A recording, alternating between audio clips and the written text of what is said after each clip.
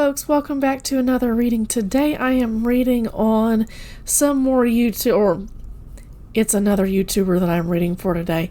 It is Asmongold. I don't know exactly that he's on YouTube. He could be on another platform.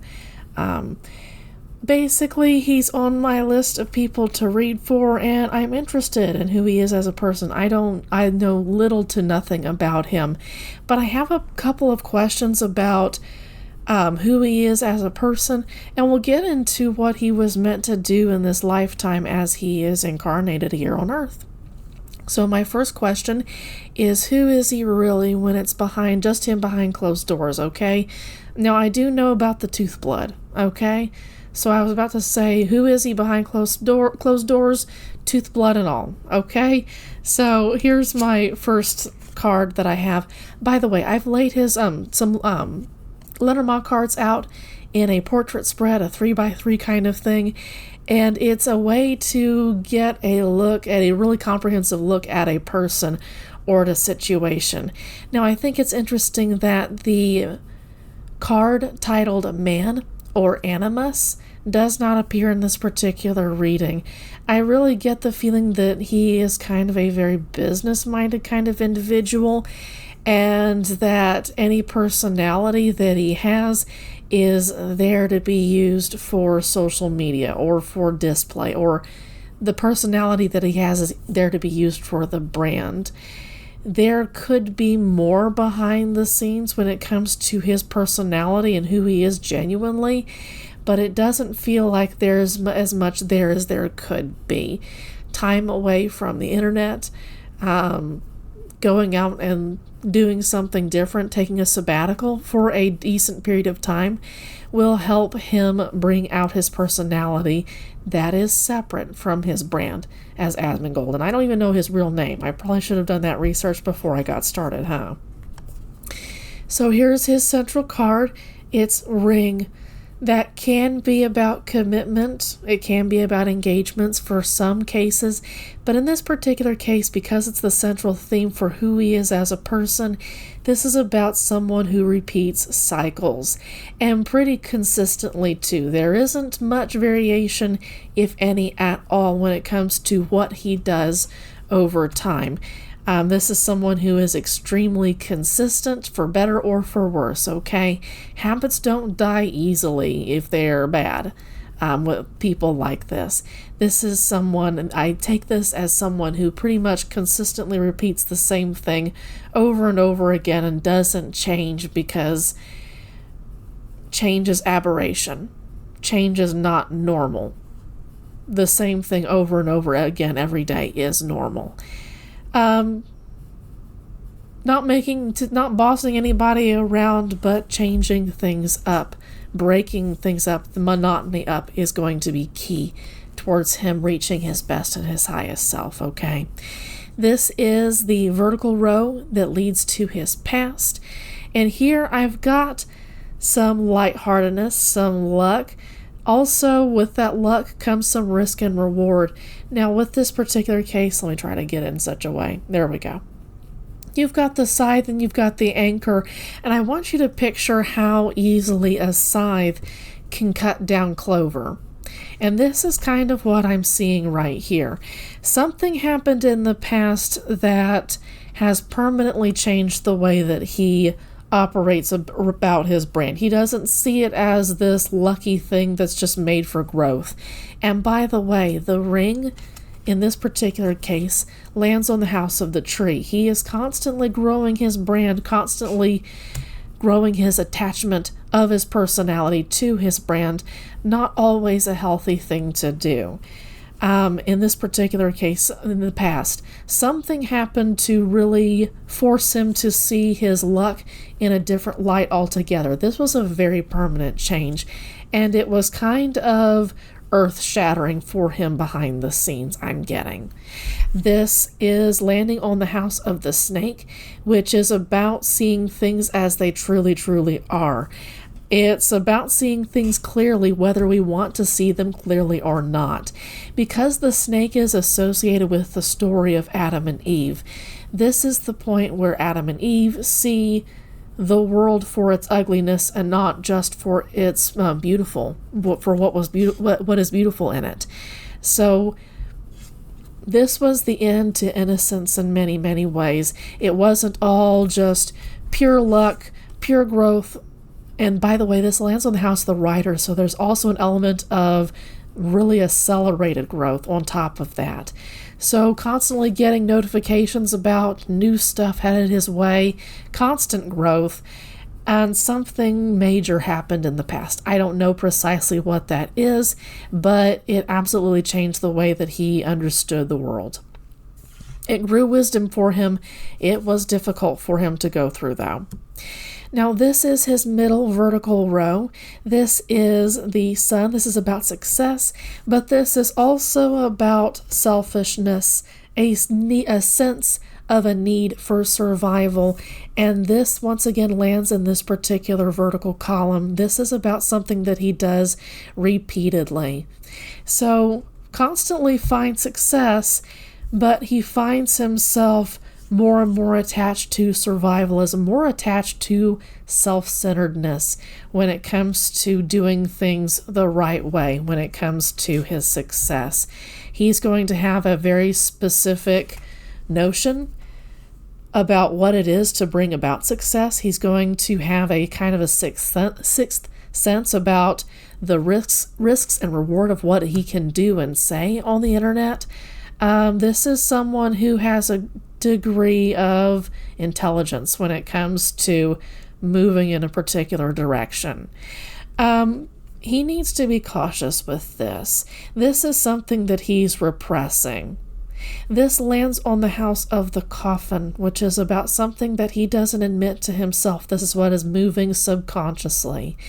So I don't know that he sees himself as someone who has to hustle constantly in order to survive, not even to enjoy the results of the labor that he does. This is someone who has pure lizard brain, in the sense that he's just operating on what's going to get me through today. I don't get the sense that he enjoys daily life necessarily. I don't get the sense that he's the kind to enjoy a vacation. Maybe he's the kind to enjoy a vacation. Maybe I'm completely off the mark. But I don't get the sense that he enjoys it. He uses it as an opportunity to plan for stuff. He doesn't use it as a time to relax and get to a place where he can come to some inner zen, if you will. Okay? So that middle column is about his present circumstances, what he's going through presently, very much in a state of survivalism. Even though he has the sun, he's quite successful. He knows what to do to be successful, but he's still very much in a primitive mindset where he needs to go catch that fish, go shoot down that deer. And I mean in a sense where he feels like he has to fight way harder for what he has than he actually has to. Now, he's got some dark clouds on the horizon when it comes to his future. He's got a whoop, and it just fell out of my hands. This is going to be slippery to pin down for him. Like, the abuse is going to come from a couple of different angles. This is about punishment. So going into the future, this is something that I saw with his influences coming in from the past, is that there are going to be some lessons from the past. Remember, we had that clover and that scythe. That's about reevaluating how someone comes about the lucky circumstances that they have, and that those circumstances could be taken away at any point.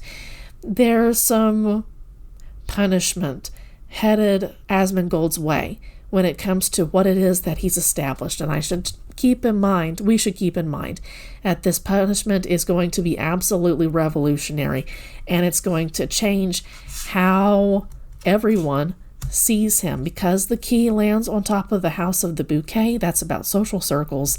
This is about how people are just going to see him differently. We'll take that as it resonates, but once again, with those influences coming in from the past, there's something that ended in the past that didn't quite end.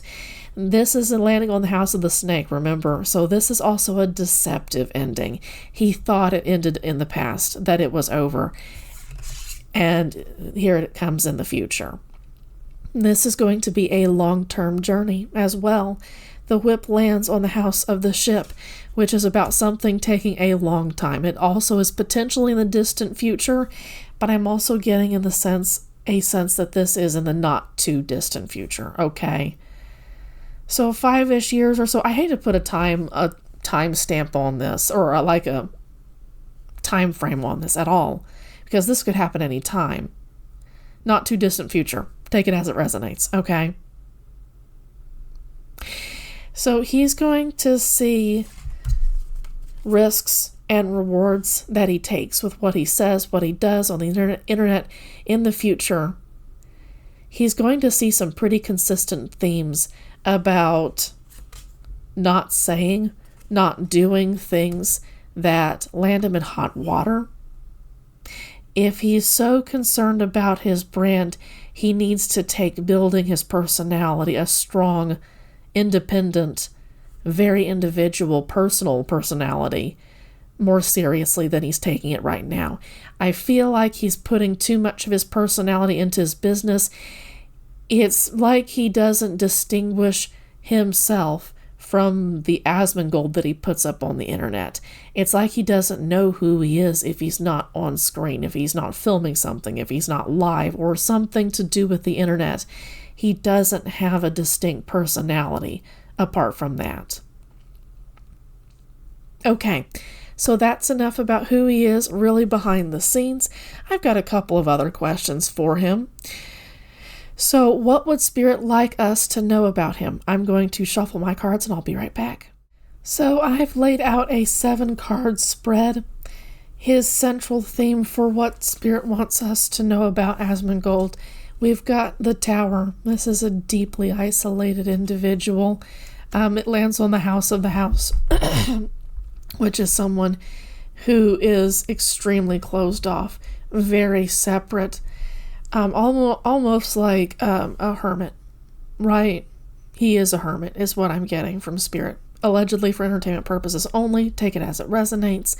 This is someone who enjoys being completely alone.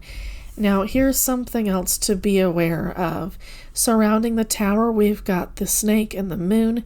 That he's being very deceptive. He's very concerned about lying, about things that he does that he wants to keep covered up. What he does in the dark, what he does in the shadows. This has to do with the parts of ourselves that we don't necessarily want to talk about. This can be about the taboo, for instance. This can be about emotions, about intuition, but it's really much more about what he doesn't want revealed. This moon lands on the house of the ship, which talks to me about this as something that he's been dealing with for quite some time. This is something that he's played with, worked with, dabbled in, observed now since early childhood to late teens, and it's just something that's stuck around. That's what I'm getting from Spirit. Okay, take it as it resonates. But it's something that he covers up even towards the people who might be considered closest to him. And let me just say that there aren't many people who are close to him. Literally, it's just the people that live in his home that he interacts with. If indeed he lives with anybody, I don't know whether he does. I don't know if he has roommates, if he's got a partner that he's dating, if that's his parents or his other family members. I don't know that he's living with anybody. If he's living with nobody, that's who he interacts with in real life. Very, very hermetic, very closed off. This is interesting that he has so much luck with social circles. This lands on the house of the clover. He has so much luck when it comes to being an internet personality, but he couldn't be more closed off from humanity, what it means to feel human with other people in a group setting, not separated, not divided by the internet. In many ways, the internet brings us together, but it also really, really silos us. It separates us just as much as it brings us together, and I think that he's a prime example of this. what I was saying about these complete opposites being completely isolated. This is a journey that he's going to take in a very public setting. He was meant to be on this particular journey. It kind of starts to answer my question about what he was placed here on this earth, incarnated here on earth to do in this lifetime. I'll answer that in just a second. But this is such an opposite kind of reading, where he's isolated on the one end of the spectrum, but then he's living such a public life on the other end of the spectrum. A famous hermit. I don't know. I'm sure that we'll find out later what this is, because the snake lands on the house of the tree. There's something about this lie, this mythos that he circulates to keep people from seeing too far into him. There's something about this that's going to continue to grow. And Spirit wants to remind everyone that the deepest planted seeds still find the light of day, and that there will be some things that come out when it comes to what's been behind closed doors. People will not see clearly with this house card because it lands on the house of the clouds, and he may not see clearly because he lives in it. That's his environment. But there's something about what's going on at home that he's lying about, and this has been going on for a very long time, again, since childhood. Not wanting to reveal his shadows, the taboo, to the public. That's the first part of this reading. He started doing that at the early part of his career. Once things started to really take off, that's when he started to think about what it is that he wanted to kind of keep under wraps. This is his present energy, okay? This is Moon, the Tower, being isolated, and this is the snake. This is about lies, covering things up, being two-faced. There's that Adam and Eve mythos once again. And there in the future, people might not see it for what it is. But this is interesting. The ship lands on the house of the snake, which is about this is about those kinds of lies continuing on well into the future. Deepest seeds still find the light of day, but it may be a long time. It may not be until the pretty distant future when things come out about what exactly has been going on behind closed doors. No more for that particular question. I've got one more, and this is, what was he incarnated to do in this lifetime? I'll be right back. Now, this is kind of interesting. The public is once again at the center of this particular spread. I've got them in a 7-card spread, and on either side we've got tree and we've got snake. I shuffled pretty darn well too. This is about the public seeing how the lies have been a thing and how deeply rooted they are. People might be surprised at how far back the lies around these particular circumstances have grown. And once again, the snake lands on the house of the tree. So these are going to be very old lies. They're going to be pretty well developed. They're going to have their own plot lines. They're going to be extensive old lies that people will have believed for a long, long time. And it's going to be very public. It's going to be potentially quite humiliating. I see him as someone who's going to want to hide for an extensive period of time. This might be the good time to take a sabbatical, but this would be a pretty devastating time for him, no matter what it is that he said. Even if he chose to reach for his best and his highest good and genuinely apologized for whatever lie he presented to the public, it's still going to be a very miserable time for him, because he's got all those consequences coming up out of the past to collect a debt. In the past, the first 3 cards are ring, anchor, and tree. This is a very persistent cycle that has stuck around for years. Once again, since early childhood, these are habits that he has formed over years, and he's never taken them that seriously, whatever it is. The anchor lands on the House of the Clover, which is about taking something lightheartedly and about having done that for a very long time. He's been kind of stuck in that energy too. Once again, well, I should say not once again, Ring lands on the House of the Rider, which is about people knowing about this. This is about news. It's also about speedily repeating the same cycles over and over and over. So it's something about protecting something that's kind of like when he repeats cycles, when it comes to thinking about when it came to cycles in the past, he repeated them in like pretty short loops, if that makes any sense. Okay, sorry to belabor the point. Tree lands on the House of the Ship. This has been growing for a very long time, and I'm also noting in the future his last 3 cards for this particular spread are Snake, Coffin, and Scythe. What he's been repressing for a long time is going to come to the surface, and it's going to be destructive, miserable, an uprooting time. What I was saying earlier about that whip and that lily, the establishment lily, there's something coming up about that in the future that's going to be just miserable for him to go through. And it's going to cause a lot of pain and suffering with his fans. It's going to be kind of divisive, has the potential to be divisive with his fans. It's just going to bring a lot of eyes on him. It's going to bring a lot of attention on him.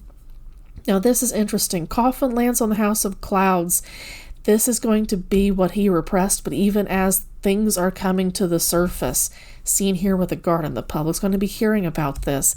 He's still going to be blinded to the things that he represses because he just doesn't want to see, even while things are falling down around him.